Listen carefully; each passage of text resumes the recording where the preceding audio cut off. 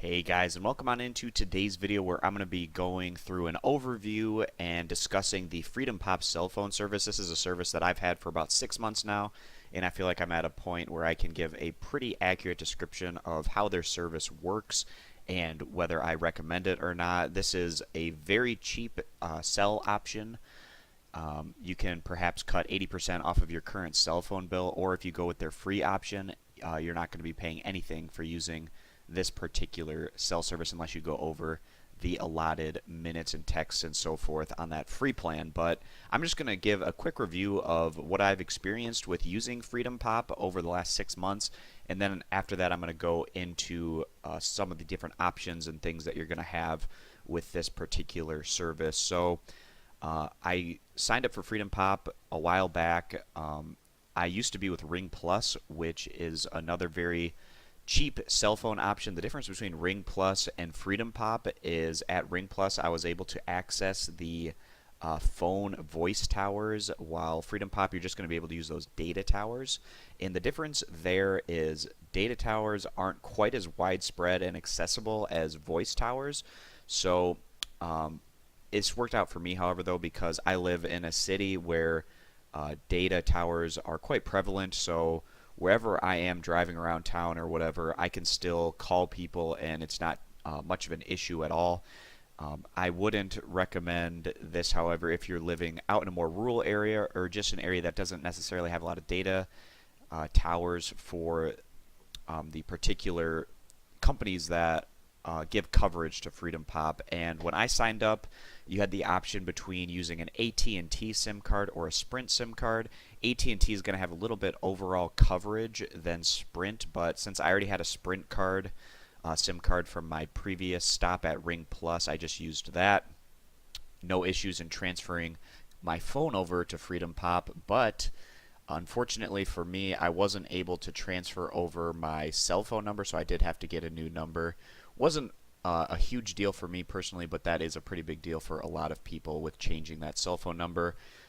It was just a small list of places that you weren't able to transfer your phone number over to get it on FreedomPop, so don't let that dissuade you necessarily. Certainly look into it if your current phone number and service are going to be able to transfer over. It was just a small list. I know Ring Plus was one of the ones that weren't able to transfer over, but it wasn't necessarily a long list, so you can potentially keep that number if you're looking to switch over here.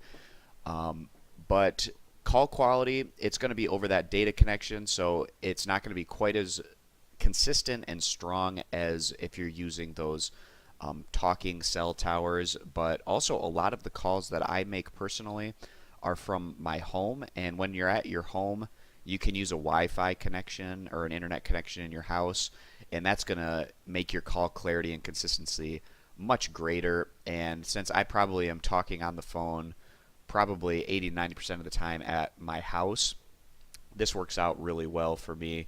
And then when I'm outside of the house, I'd say over 90% of the time I'm in an area where I'm getting coverage because I live in a city and I'm able to make calls.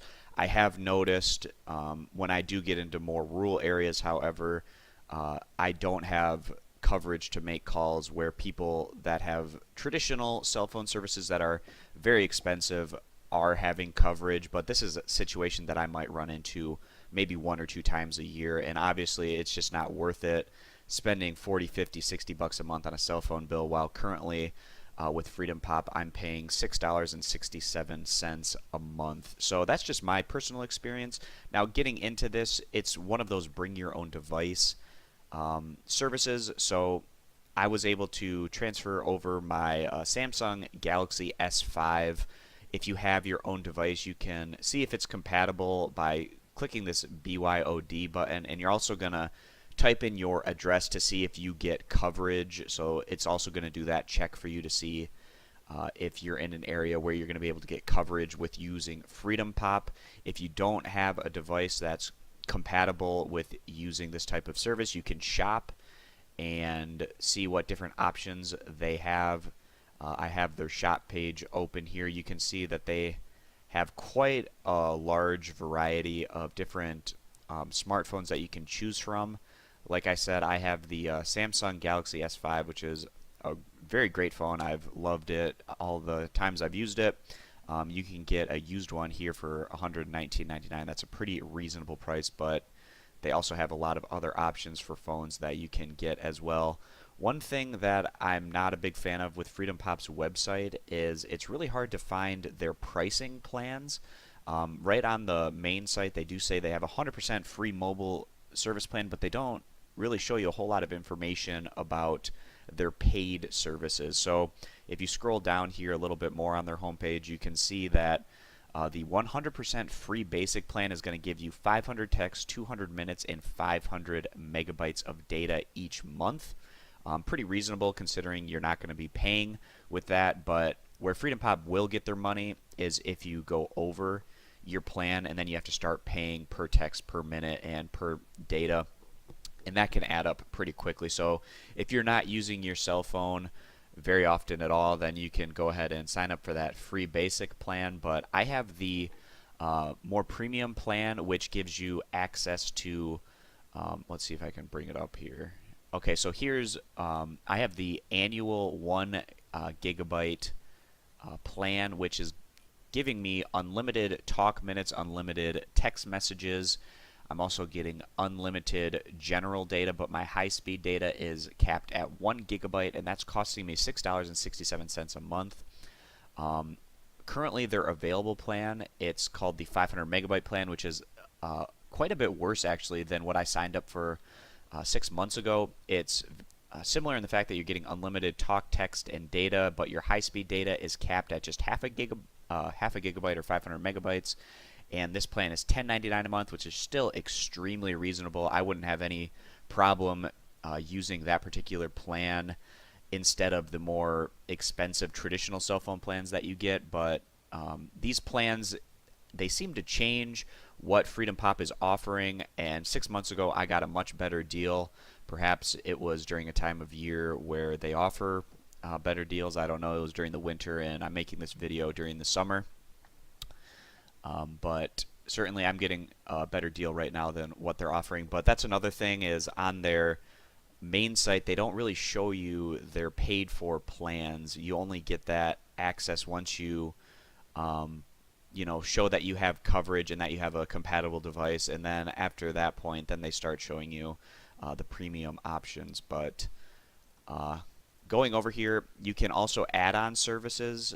I don't currently have any of these activated, but you can get visual voicemail, which is pretty convenient, but not necessary. I don't have that. You can get FreedomPop Wi-Fi hotspot, another thing that you don't necessarily need. You can get the FreedomPop phone Premier, which is $667 a month, and that groups together much of these other premium services. So if you are looking to get a lot of these add-ons, then certainly take a look at that FreedomPop phone Premier option. You can also get FreedomPop Private VPN. That's something that I don't really think is worth $325 a month. It's basically just going to make your internet connection secure on a public network. Not necessary. This is a nice thing though, getting FreedomPop multimedia text messages and group messaging. I'm not currently signed up for that, but it is annoying. Every once in a while someone will send me a picture and I won't be able to download it unless I'm on my home Wi-Fi, or send me a group message and I'm not able to respond to that group message. And I'll also have to download the group message if I'm only on my home Wi-Fi or connected to the internet in that manner. But I also can't respond or send out MMS messages. I also can't respond to group messaging, but that's only $1.67 a month. So certainly most people are probably going to want to add on that particular service. And then you also can get FreedomPop Premium Voice, which is $250 a month, and they say that this ensures high quality voice even when network connection is low. I don't have all that many situations where I've been in where I've had low network connection, but perhaps if you are living in an area that doesn't have good data towers, this might be something that you want to test out. It's $250 a month. Certainly something that might be worth testing out if you are in some of those areas that don't have great data connections, or if you're just looking to get more call clarity, since you might use your phone more often when you're away from your house. Whereas for me particular, I use my phone more often when I'm in my house. So something that I haven't signed up for, but it is an option that's out there. So those are some of the add-ons you can get. This is the premium plan that I'm signed up for. This is a premium plan that's available. You can transfer over your phone number, like I said, unless you are coming from certain areas. So that's another thing that you're going to want to check out. But all in all, a very reasonable cell phone service for the price. I do recommend trying it out, especially if you're someone like me who makes a large percentage of your calls on a home Wi-Fi network, or if you live in a city that has pretty good coverage with those data towers.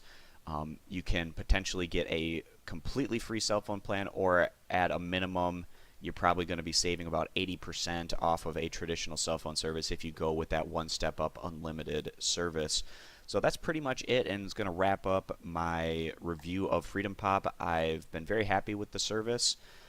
Switching over from Ring Plus when they went under, they got sued by Sprint or whatever, so Ring Plus is no longer, but I was able to switch over to FreedomPop, and it's another very reasonably priced service, and you're going to get access to calling and texting and data and all those important things that we need on our smartphone devices.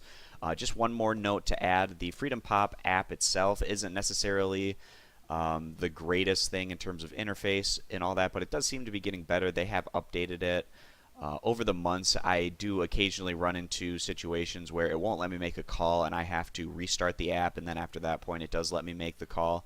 But I have noticed more recently I haven't run into that issue quite as often, and that's probably because they continue to update their apps that allow you to make those calls and texts. So you are going to have to install that dedicated application to use their service.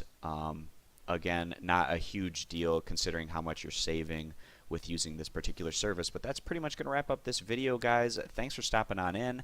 If you have any questions, comments, concerns, you can throw those down in the comment section, and I'll try to answer those when I get around to it. So thanks for stopping on in, and we hope to see you in future videos. Bye.